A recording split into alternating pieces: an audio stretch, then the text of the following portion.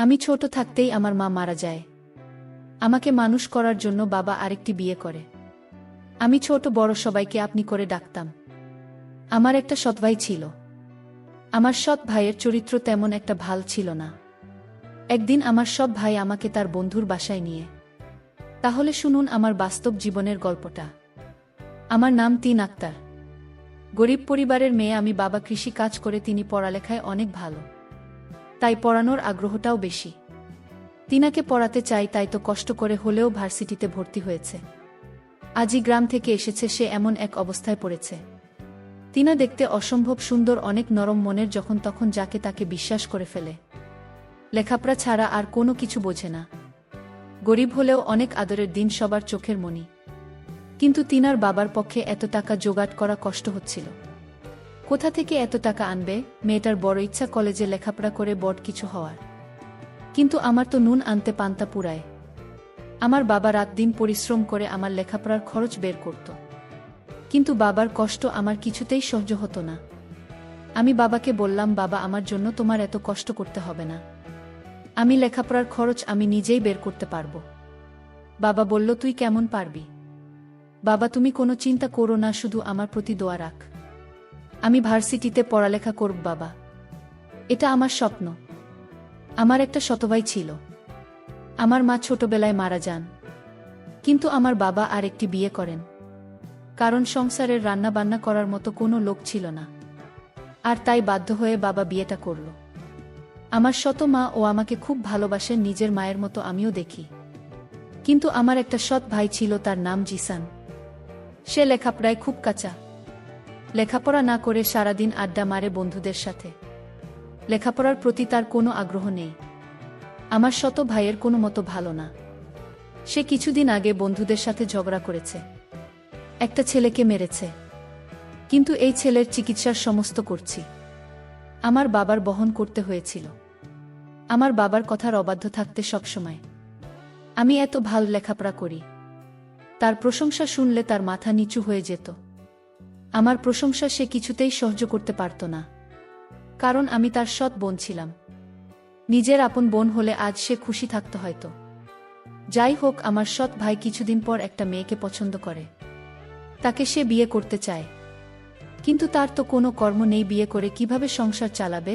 বাবা তাকে নিষেধ করেছে যে তুমি এখন বিয়ে করতে পারবে না, আগে একটা চাকরি করো, তারপর দেখা যাবে। আমার সৎ ভাই তখন বাবার সাথে রাগারাগি করল। বলল, মেয়েকে না পেলে সে বাঁচবে না, নিজেও মরে যাবে। আর কত কি বলতে লাগল। আমার ভাই বাবার সাথে রাগ করে বাড়ি থেকে চলে গেল। একটা বেসরকারি প্রতিষ্ঠানে চাকরি নিল আমার ছোট ভাই। এর মধ্যে মেয়েটির বিয়ে হয়ে যায় অন্য জায়গায়, যার জন্য সে চাকরি নিল, তাকে পেল না। আমি তাকে সান্ত্বনা দিলাম, ভাইয়া, আমি তোমাকে এর চেয়ে ভালো মেয়ে আমার ভাইয়ের জন্য নিয়ে আসব। সে তখন আমায় বলল, আপু, তবে একটা কথা বলি। আমি বললাম, কি কথা ভাইয়া? জিসান বলল, আমি তো লেখাপড়ার সমস্ত খরচ আমি দেব, আমি তো স্বপ্ন পূরণ করব। এই কথা শুনে আমার ভালো লেগেছিল, কিন্তু হঠাৎ এত মায়া আমার জন্য কেন হলো তা নিয়ে আমার মনে কৌতূহলের সৃষ্টি হলো। আমি বললাম, ভাইয়া থাক, তোমার কষ্টের টাকা দিয়ে আমার লেখাপড়া করতে হবে না। ভাইয়া তখন বলল, তাহলে তুই আমাকে পর ভাবিস। আমি তার উত্তরে বলেছিলাম, পরে ভাবব কেন, তুমি তো আমার ভাইয়া। কিন্তু আমার খুব স্বপ্ন ছিল কলেজে লেখাপড়া করার, আর তাই রাজি হলাম। ভাই, আর কোথায়? ভাইয়া বলল, তুমি রাজি হয়েছ, আমার টাকায় লেখাপড়া করবে। তবে আপু, আমার একটা কথা তোমার শুনতে হবে। আমি বললাম, কি কথা শুনতে হবে? তখন সে বলল, পরে বলবো, তবে আমি যা বলি তাই তোমার শুনতে হবে আপু। আমি বললাম, ঠিক আছে, আগে কলেজে ভর্তি হওয়ার টাকা দাও, তারপর দেখি।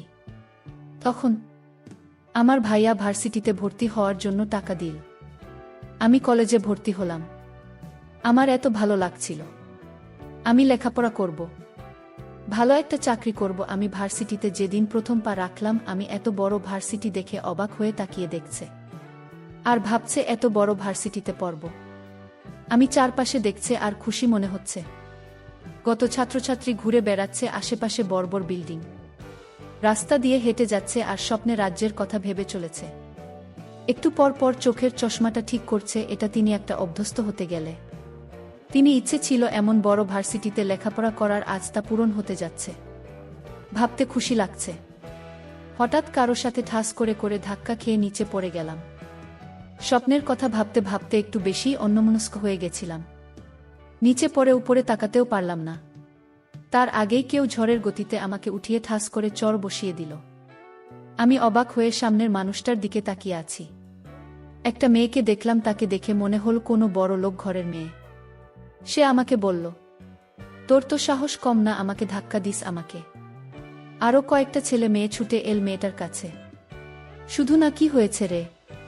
এই মেয়েটার জন্য আমি পড়ে গেছিলাম। ওর সাহস কি করে হলো আমাকে ধাক্কা দেওয়া হয়? কে এই মেয়ে? নতুন মনে হচ্ছে এই মেয়ে কখনো ভার্সিটিতে ভর্তি হল। শুধু আমার বন্ধুরা বলল তারা এই মেয়ে নতুন হলে তোকে দেখে ছাড়ব। সুরমার বন্ধুর আমি বলল, হুম ঠিক বলেছিস, সুরমার শাস্তিটাও হয়ে যাবে। কিন্তু রাহুল তো এখনো আসে নাই। ওকে ছাড়াই কি করবি? ও আসলে হবে না। এর আগে মেয়েটাকে ধাক্কা মেরে ফেলে দেওয়া শাস্তি দিতে হবে। আমি ওদের কথার কোনো কিছু বুঝতে পারছি না। কি বলছে ওর মাথায় ঢুকছে না। আমি ভাবছি আমাকে কেন মারল? আমি কি ইচ্ছে করে ধাক্কা দিয়েছি? অনেক কষ্ট লাগছে কিন্তু কিছু বলতে পারছি না। চুপ করে আছি। এই যে মেয়ে, তোমার নাম কি? একটু ভয় পেয়ে বললাম, আমি। তাই না? একটু দেখে চলতে পারলে না? এখন তো ওরা তোমাকে প্রতিশোধ নেবে। তুমি দেখে চললে এমন হতো না। আমি কথাগুলো ভাবছিলাম। হঠাৎ ছেলে সেগুলো বলল, এরা সবাই আমার দিকে আসছে দেখে আবার তাদের কাছে চলে গেল। এত জোরে থাপ্পড় দিয়েছে, আবার আমাকে মারবে কেন? সবাই আমার কাছে এসে নাম কি, বাড়ি কোথায়, কিসে পড়ি সব জিজ্ঞেস করতে লাগল। তারপর আমাকে গান গাইতে বলল। আমি গান পারি না বলাতে আমাকে কানে ধরে রেখেছে। এদিকে সিয়াম আজ একটু দেরি করে ভার্সিটিতে এসেছে। এসেই দেখে সবাই ভিড় করে দাঁড়িয়ে আছে। সিয়াম আসার সাথে সাথে সবাই ভিড় কমিয়ে চলে গেল, আর সব মেয়েরা হা করে তাকিয়ে আছে। কারণ সিয়াম হচ্ছে ভার্সিটির সবার সিনিয়র। সব মেয়েরা জয়ের দিকে হা করে তাকিয়ে আছে। সিয়াম গাড়ি থেকে নেমেও ফ্যানদের দিকে যেতে লাগল। এখানে কি হয়েছে? এত ভিড় জমাচ্ছে কেন? আমাকে তখন ছেলেটি জিজ্ঞেস করল, তুমি কে আর তুমি আমার বান্ধবীকে ধাক্কা মেরে ফেলে দিলে কেন? আমি তাকে বললাম, দেখুন আমি না দেখে তার সাথে ধাক্কা লেগে গেছে, আর এর শাস্তি হিসেবে আমাকে চড় মারলেন। তাও কি তাদের আমাকে প্রতিশোধ নেওয়ার বাকি আছে? তখন হঠাৎ লক্ষ্য করলাম আমার ভাই আসছে কলেজের দিকে। আমি মনের ভিতর খুব সাহস হচ্ছে, ভাইয়া যখন আসছে তাহলে ওদের হাত থেকে আমার ভাই আমাকে রক্ষা করবে। কিন্তু আমার ভাইয়ের রূপ দেখে আমি অবাক হয়ে গেলাম। আমার ভাইয়া বলল, সিয়াম আমার বন্ধু, আর বন্ধু বান্ধবীকে তুমি ধাক্কা দিয়ে মাটিতে ফেলে দেওয়ার কারণে তোমার অনেক শাস্তির বাকি আছে। আমি ভাইকে বললাম, ভাইয়া আমি তোমার বোন, তুমি ওদের পক্ষে কথা বলছো। ভাইয়া তখন বলল, চুপ কে তো ভাই, আমি কারো খাই না। ওর বান্ধবীকে মারার জন্য আজ তো রেহাই নেই। তোর কত বড় সাহস, তুই আমার বন্ধু বান্ধবীকে মারলি? এর জন্য তো মাসুল দিতে হবে। আমার চোখের পানি কিছুতেই আটকাতে পারলাম না।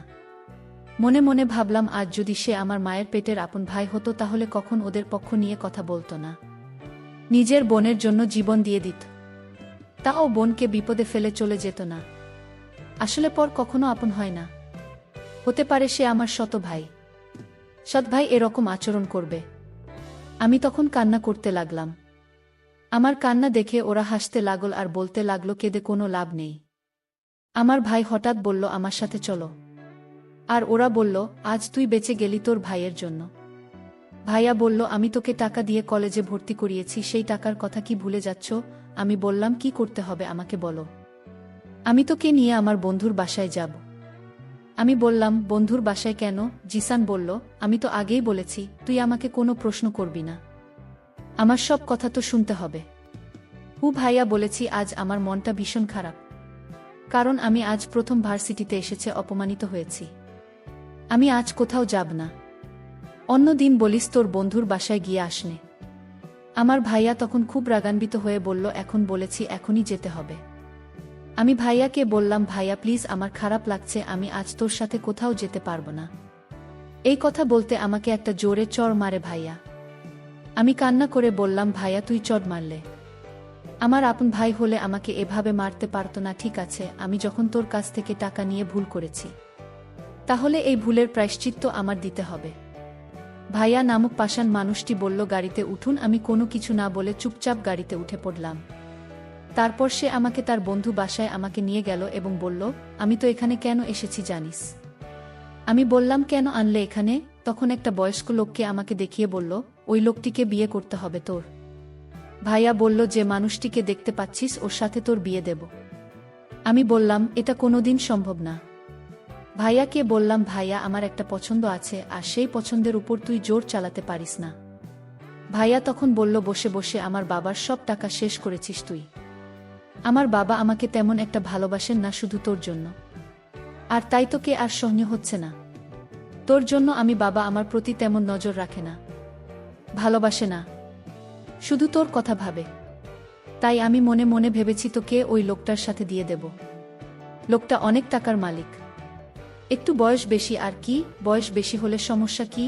আর আমি ওই লোকটার কাছ থেকে টাকা নিয়ে কলেজে ভর্তি করিয়েছি। আমি অনেকদিন যাবৎ ও তার কাছ থেকে টাকা নিয়ে চলেছি। আমি তখন ভাইয়াকে বললাম, এই লোকের সাথে আমার বিয়ে দিলে আমার জীবনটা শেষ হয়ে যাবে। ভাইয়া প্লিজ। ভাইয়া তখন বলল, আমি কোনো চাকরি করিনি, চাকরি আমার মিথ্যা বানানো নাটক ছিল। আমি তখন আমার ভাইকে একটা থাপ্পড় মেরে বললাম, এই তো প্ল্যান ছিল। আমি কোনো মতে সেখান থেকে পালিয়ে আসলাম। বাবার কাছে কান্না করে সব বলে দিলাম। বাবা তখন আমায় সান্ত্বনা দিয়ে বলল, আজ তোর মা বেঁচে থাকলে এমনটা হতো না। তোর ভাইটা কার কাছে বিক্রি হয়ে গিয়েছে, যে ভাই টাকার লোভে পড়ে নিজের বোনকে একটা বয়স্ক লোকের সাথে বিয়ে দিতে চায়। সে তো ভাই না। তোর ভাই নিজের স্বার্থের জন্য তোকে কলেজে ভর্তি করল। ও দিন দিন ও আরও অভদ্র হয়ে যাচ্ছে। আমি বাবাকে বললাম, বাবা তুমি ওকে এখন কিছু বলবো না। ওকে ভালো করার দায়িত্বটা আমার হাতে তুলে দাও। ওকে কিভাবে ভালো করতে হবে তা আমার জানা আছে। আজ যদি আমি ওর আপন বোন হতাম তাহলে আমার সাথে এই নাটকটা করতে পারত না। বন্ধুরা, সময়ের স্বল্পতার কারণে আজকের গল্পটি শেষ করতে পারিনি। এজন্য সবার কাছে আন্তরিকভাবে দুঃখিত। এরপরের পারে আগামীকাল আপলোড দেওয়া হবে। সেই পর্যন্ত সবাই ভালো থাকবেন। ধন্যবাদ।